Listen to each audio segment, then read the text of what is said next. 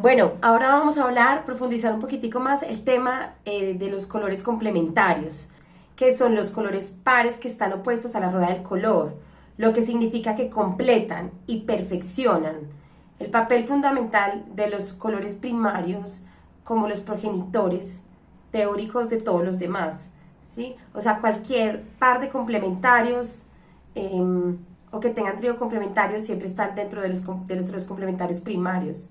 Entonces, ¿para qué existen los complementarios primarios en la pintura? Uno de los conceptos fundamentales para tener un resultado profesional en nuestras pinturas o en nuestros diseños o en nuestra edición de fotografía es el de los colores complementarios. Su manejo y su buen manejo es indispensable para que podamos lograr unos buenos contrastes, unos buenos matices y oscurecer los tonos de manera apropiada. Entonces, por ejemplo, en el arte clásico, como en el más moderno, se ha visto el uso de los complementarios. Siempre ha sido fundamental esta herramienta para la creación de composiciones. En el primer caso, por ejemplo, para obtener colores terrosos o grises, o para generar colores vibrantes o composiciones de arte abstracto o impresionista. Entonces, los colores opuestos o complementarios son aquellos que se encuentran en la posición oponente dentro del círculo cromático. Como hay varios tipos de círculos cromáticos, la dominación complementaria siempre depende de gran medida del modelo que estemos empleando, ya sea RGB o CMYK. Este lo obtenemos siempre por la contraposición de un primario con un secundario.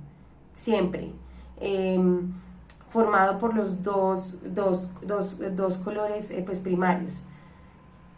En la teoría del color se dice que dos colores son dominados complementarios si al ser mezclados en una proporción, en cualquier proporción, el resultado de la mezcla es un color neutral, ¿sí? O sea, gris, blanco o negro, desde una perspectiva, o sea, mejor dicho, los colores blancos, negros, grises siempre caen en un eje central de los espacios de los colores y los colores complementarios están a un lado o al otro de este eje opuesto. Si los juntamos, o sea, siempre nos va a generar estos colores, blanco, negros o grises. Bueno, otro término importante es la temperatura del color. Es posible que lo hayas escuchado hablar alguna vez sobre este término que es la temperatura de color, pero que no se tenga muy claro qué es la temperatura.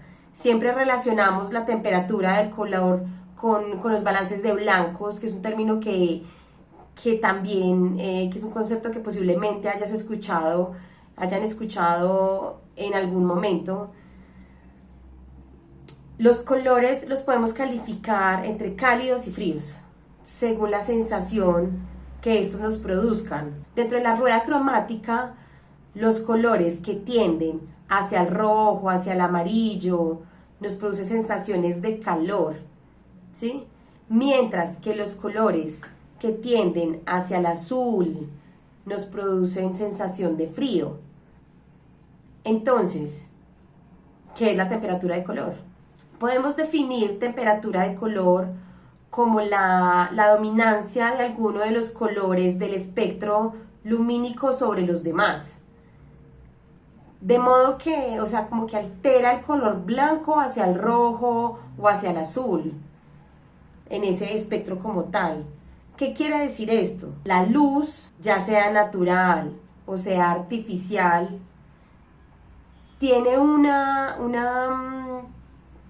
dominante de color que tiende hacia el rojo, pasando por el amarillo y pasando por el naranjo, o hacia el azul, pasando por el blanco. Esto hará que los tonos, por ejemplo, en la fotografía se alteren y que el blanco no parezca como un blanco puro, sino que tendría a ser como rojizo azulado. El color de la luz o la temperatura de color se mide en Kelvin, en grados Kelvin, donde el color blanco o neutro se sitúa en los 5500 K, que equivalen a la luz del mediodía, por ejemplo. La luz con temperatura de luz menor De 5500K sería más amarillenta gradualmente hasta alcanzar tonos anaranjados y finalmente rojizos. En cambio, por otra parte, la luz con temperatura mayor de 5500K se iría hacia más azulada gradualmente, desde un tono cian hasta un tono azul marino. La temperatura del color de una fuente de luz se define comparando su color dentro del espectro luminoso, como el de la luz que entra a un cuerpo. Por ejemplo, el negro calentado, a una temperatura, por ejemplo, determinada. Por eso es que la temperatura de color se expresa en Kelvin. A pesar de no reflejar una medida de temperatura, por ser la misma, solamente una medida relativa, existe una explicación un poco más seria.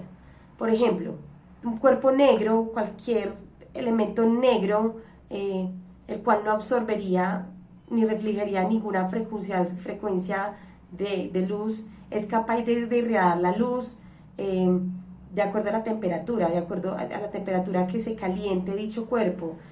De acuerdo a esa temperatura genera una longitud de onda.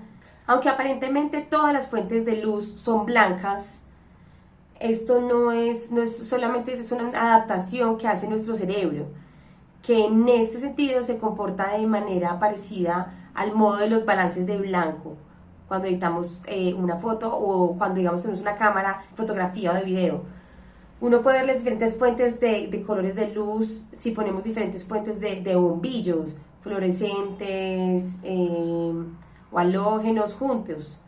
Entonces, notamos que como cada fuente de color ilumina un color distinto, un ejemplo claro de la temperatura de luz en algo que podemos vivir diario es, por ejemplo, cuando vamos a un almacén de ropa.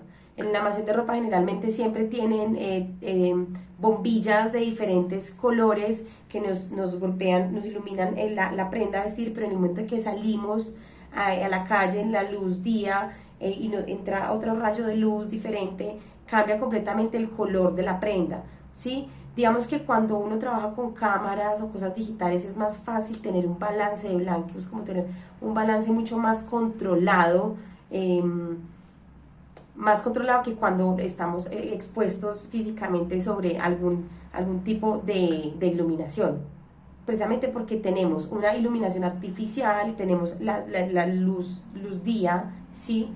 Entonces, digamos, en los catálogos de ropa es muy controlado, digamos, cuando hacen catálogos de ropa manejan muy controlado el tema de los balances y de las tonalidades para que haya una buena toma de color en las prendas y no haya confusión, porque si se ponen filtros, se ponen luces de colores sobre las prendas, puede afectar completamente el color y en el momento que le llega al cliente puede distorsionarse.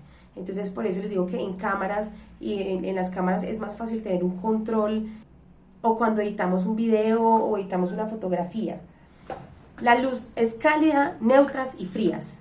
Se denominan fuentes lumínicas cálidas a los que, debido a su temperatura de color, tienen tonos cercanos al rojo, y frías las que tienen tonos próximos al azul. Las fuentes lumínicas situadas en el medio de ambas se consideran neutras. Entonces, la luz cálida es la temperatura de color entre 2800 grados Kelvin y 3500 grados Kelvin. Esto equivale más o menos a la luz que producían las bombillas incandescentes y los focos halógenos, por ejemplo. La temperatura la cálida es recomendada para frutas, panaderías y tiendas de ropa.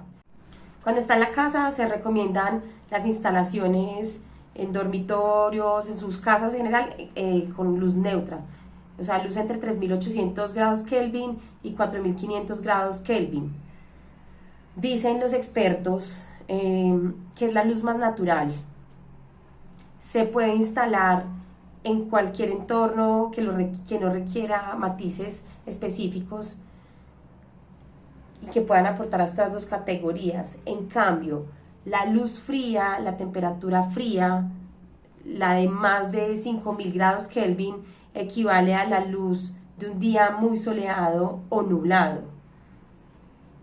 Una de las ventajas de la luz fría es que la misma intensidad aporta una mayor cantidad de volúmenes, lo que genera una mayor percepción de luz. Digamos, en las viviendas muchas veces se usan en las cocinas o en los baños, aunque los expertos, por ejemplo, de maquillaje, recomiendan que la luz cálida, ya que puede aportar una gran gama cromática, mucho más amplia. Ahora, estábamos hablando de los balances de los blancos.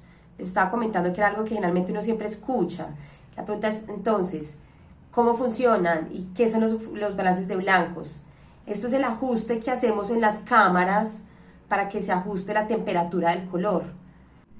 Si nuestra cámara permite el balance de blancos manual, podemos coger una superficie blanca y poner como referencia delante de la cámara para ajustar la temperatura de color. También podemos jugar con la temperatura de color y no hacerla neutra, sino llevarla hacia los tonos cálidos o hacia los tonos fríos de una manera intencional, de acuerdo a la pretensión o lo que se quiera hacer con el diseño y con la imagen.